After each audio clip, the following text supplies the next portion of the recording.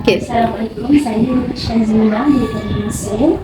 Saya Izzata daripada Malaysia juga. Saya nak tanya kepada Puan tentang beberapa soalan yang kami ingin tanyakan. Soalan yang pertama, berapa lama keluar dalam bidang perawatan kanak?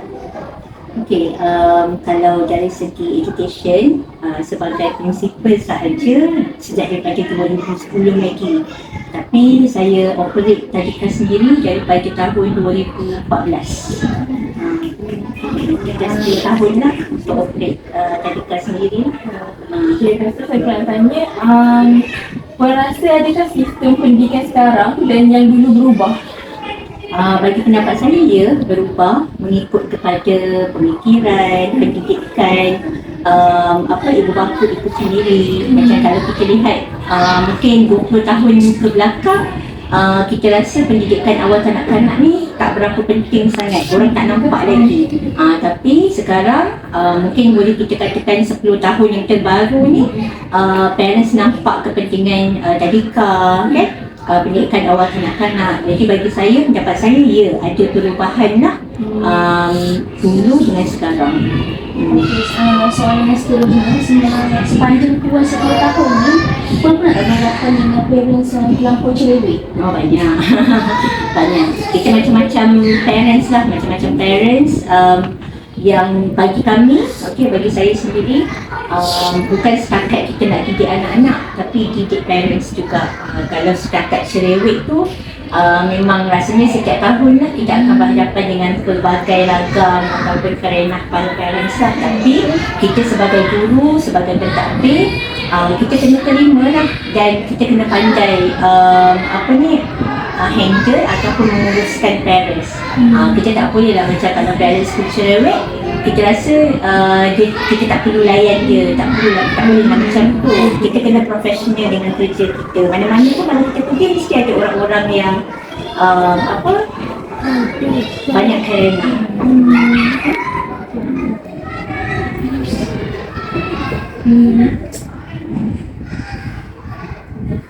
Lepas tu, pada pendapat Puan, apakah ciri-ciri utama untuk menjadi seorang cikgu yang bertauliah?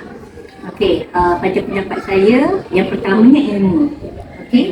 Setakat minat sahaja, ya betul, kita mesti minat dengan kerjaya kita supaya bila kita bekerja tu, kita bekerja dengan sepenuh hati, dengan ikhlas. Tapi yang penting juga adalah ilmu pendidikan. Kalau misalnya setakat lepas SPM untuk jadi guru tadika, bagi saya kita kena tingkatkan lagi kita punya value ataupun kualiti pendidikan awal kanak-kanak ni.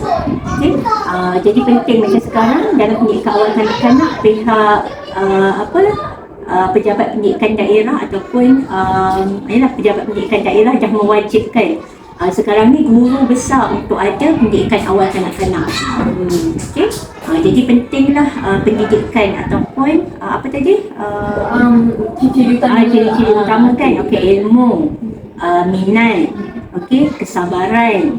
Yang ini penting sebab kita deal dengan anak-anak kan. Kalau kita tak sabar, kita rasa kita ada baran kita sendiri, jadi saya rasa tak sesuai lah untuk jadi guru. Jadi itu sangat penting lah, macam mana kita nak handle ataupun menguruskan anak-anak. Bagi Puan, kanak-kanak yang ada autism ni, perlu kita abaikan atau kita asingkan dengan budak yang normal? Macam ni.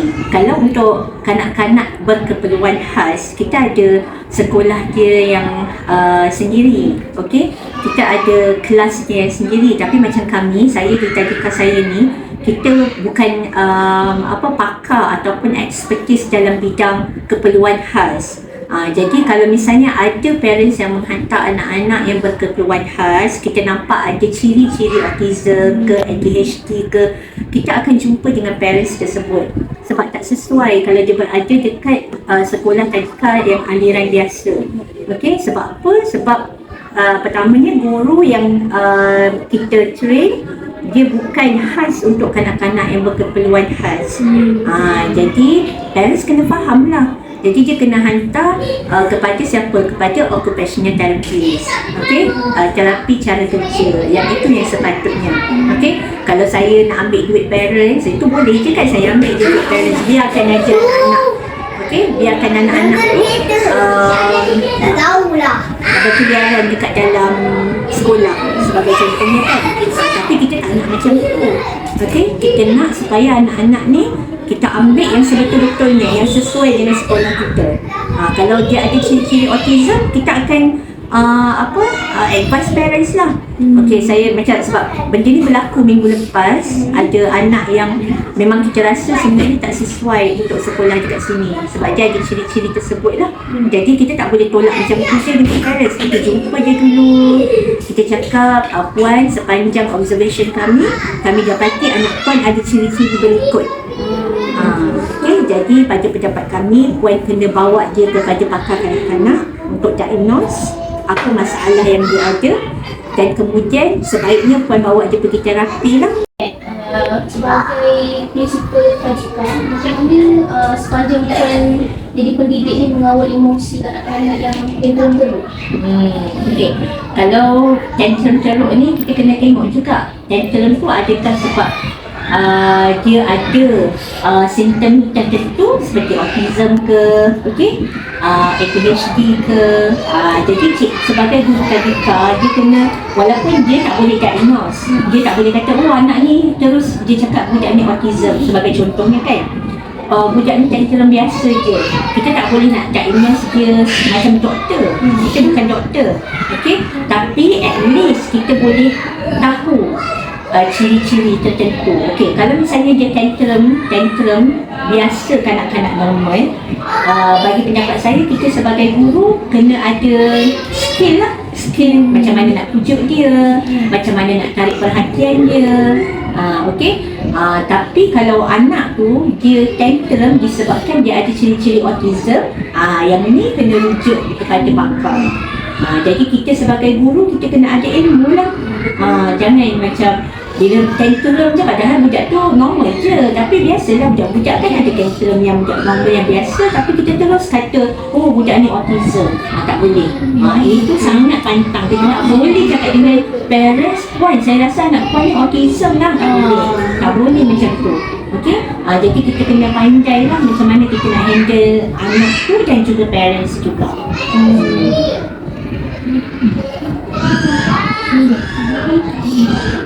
Pada pendapat puan, wajar ke seorang guru ni dia mengabaikan dengan mengasingkan kanak-kanak yang berkeperluan khas tu dengan kanak-kanak yang normal? Okey, pada pendapat saya, kalau memang tadika tu tak ada program untuk berkeperluan khas, jadi tak wajar lah sebenarnya. Jadi dia kena, kalau misalnya dia ada ciri-ciri autism kan, kalau dia diasingkan, jadi tak adil lah untuk budak tu. Okey, jadi macam yang saya cakap tadi, perlu jumpa parents. Perlu jumpa parents, cakap yang sebenarnya anak puan ada, saya nampak ada ciri-ciri. Okey, ciri-ciri tersebut kami memang ada chat lah, tapi saya tak ada print lah.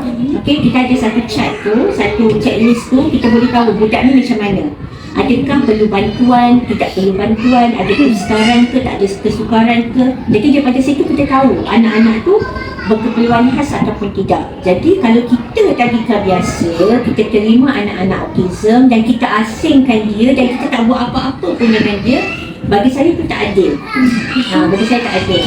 Tapi kalau budak-budak yang normal, pula kalau kita nak denda dia pun, saya rasa kena ada satu SOP yang betul macam mana kita nak handle budak-budak yang ada masalah. Contohnya buat bising ke, kacau kawan ke kan.